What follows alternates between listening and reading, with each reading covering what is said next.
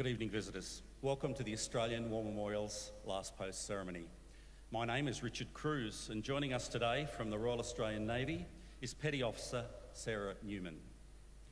We warmly welcome the family of Captain Elwyn Samuel Gould, whose story will be told shortly. We also warmly welcome staff cadets from the Royal Military College Duntroon. We welcome the veterans who have served, those that are still serving, and the families that love and support them.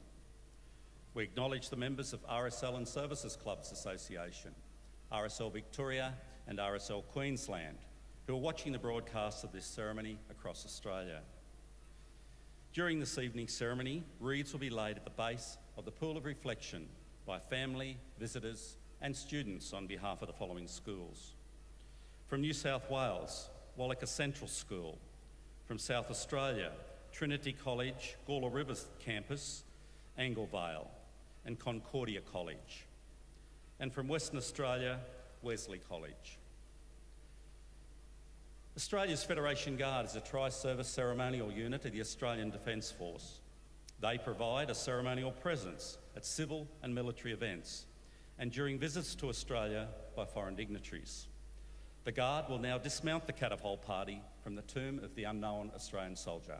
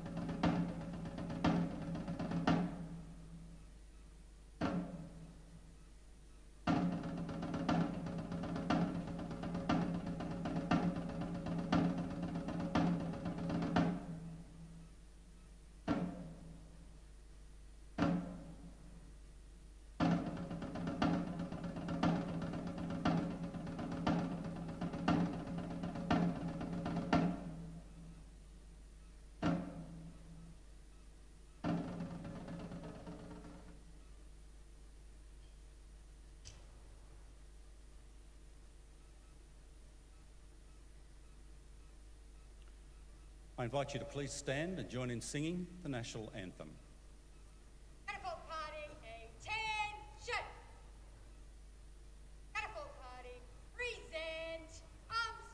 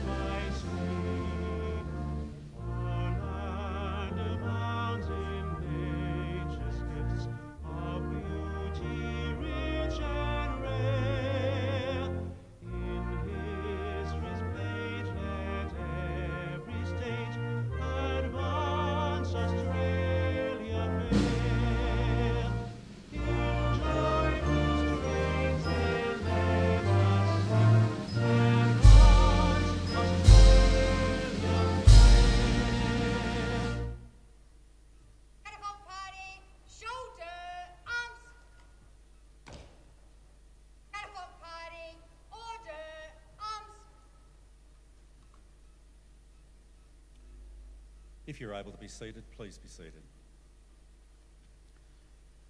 The Australian War Memorial was the vision of Charles Bean, Australia's First World War official historian. Bean landed with the Australian troops on Gallipoli and stayed with them at the front through to the end of the war. The idea of this national memorial and museum came to him at Pozières, France, in the depths of the bloody fighting of 1916. Bean's idea was that this would be a place where families and friends could mourn loved ones buried in faraway places. It would also be a place that could help all Australians understand what these men and women had endured and what they had done for us. Bean's vision, to which we remain true, is best expressed as inscribed in the entrance to the memorial's galleries. Here is their spirit in the heart of the land they loved, and here we guard the record which they themselves made. Tonight, we'll read the story behind just one of those on the Roll of Honour, which lists the names of more than 102,000 men and women who have given their lives for us in war and operations for more than a century. But first we present a lament, Flowers of the Forest. Wreaths and floral tributes will now be laid at the base of the pool of reflection.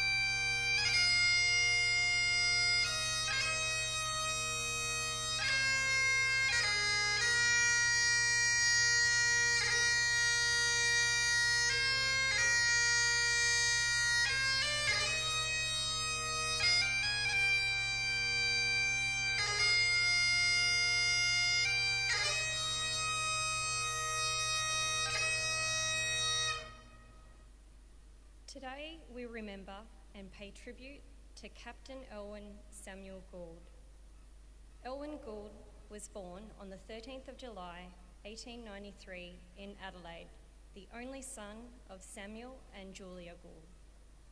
He grew up in the western suburbs of Adelaide. While at Unley State School, he was awarded a scholarship to attend the School of Art and Design in Adelaide. After further education at the School of Mines, he undertook a 3-year apprenticeship with Alfred Wells, an architect with offices in the Brookmans building, and was eventually admitted as an associate of the South Australian Institute of Architects. He was also a member of the Melbourne Methodist Church and the Sunday School. Gould came from a family with strong military ties. His father, Samuel, had organised the No. 1 Battalion of senior cadets and continued in command as Major, later becoming a recruiting officer for Port Adelaide. Gould had been involved in continuous service from the age of 12, first with cadets and senior cadets, and then as a second lieutenant with the citizen forces.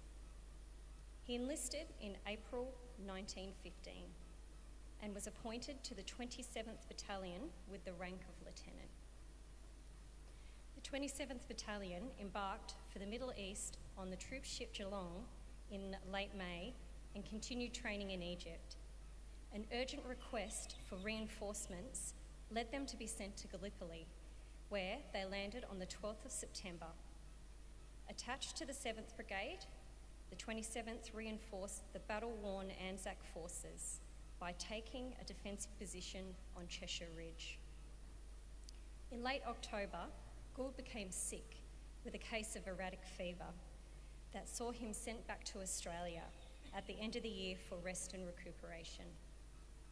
It wasn't until April 1916 that Gould was declared medically fit for further active duty.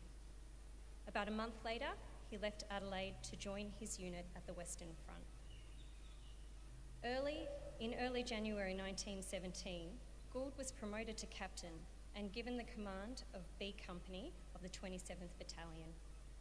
At this time, the 7th Brigade, including the 27th Battalion, moved into the Lassars sector, where they took over from British units holding the line near Mametz.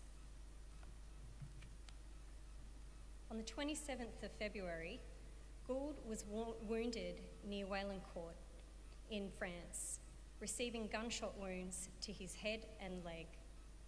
The wounds were severe enough to warrant him being sent to Wandsworth Hospital in London. After recovering, Gould spent some leave time in Paris before returning to duty in July. The 27th Battalion's next major engagement took place on the 20th September, when it took part in the Battle of Menin Road.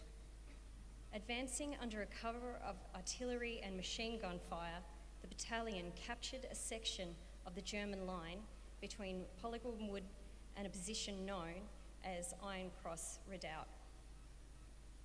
Following the success of Menin Road, the battalion was engaged in the Battle of Broodzinder. On the 4th of October, the 27th Battalion advanced and successfully dug into the rear of the first objective. The 26th Battalion were to take the second objective, but were held up by machine gun fire. So the 27th Battalion's A and B companies, with Gould commanding B Company, were sent to assist. The second objective was taken with their help.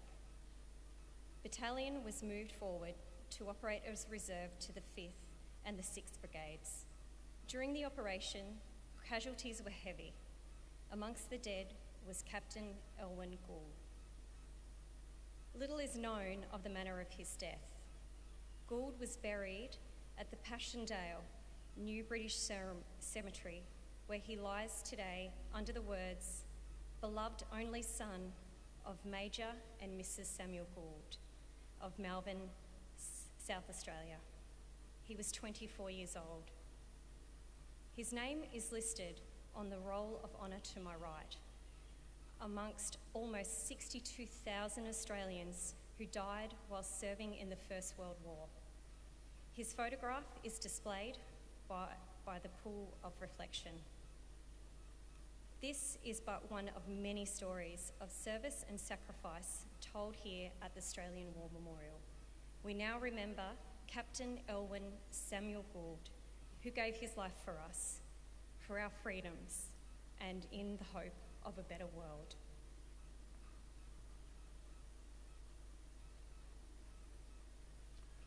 Please stand for the reading of the ode and the sounding of the last post.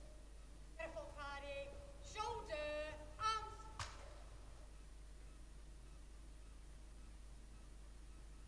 They shall grow not old, as we that are left grow old. Age shall not weary them, nor the years condemn. At the going down of the sun and in the morning, we will remember them. We will remember them. Catapult party, present, arms.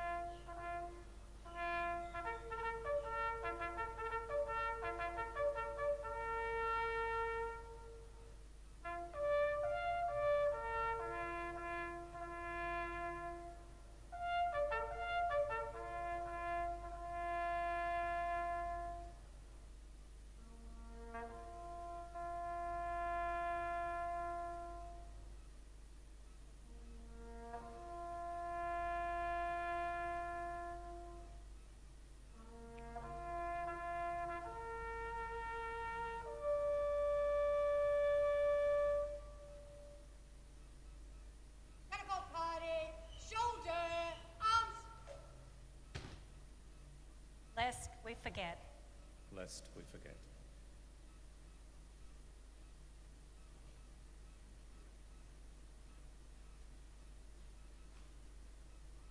Catapult party, outwards, turn. Catapult party, quick march.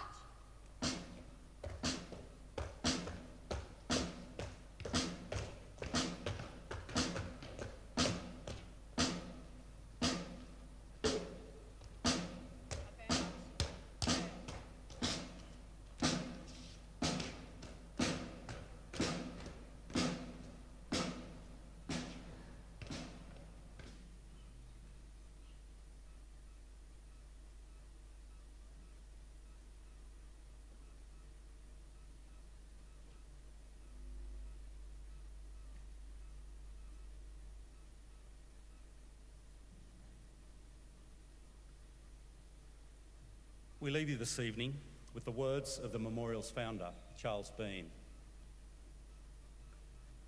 Many a man lying out there at Pozières or in the low scrub at Gallipoli, with his poor, tired senses barely working through the fever of his brain, has thought in his last moments, well, it's over.